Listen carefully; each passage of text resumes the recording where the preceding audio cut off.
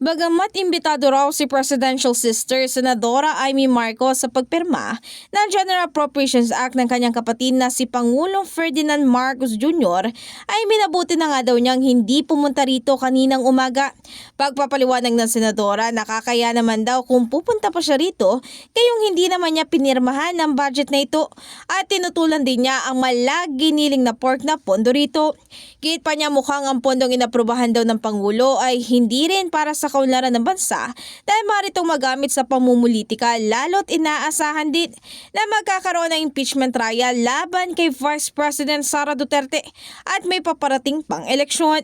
Sa kabilang banda, bagamat mayroong ang vinito na 92.5 billion pesos sa ilalim ng unprogrammed appropriations, ay tiwala naman si Senate President Tito Soto na paraan lang ito ng Pangulo para linising maigi ang 2026 national budget. Anya, kinilala rin ito ang kanilang probisyon sa Senado upang maiwasan ang anumang political patronage sa programa.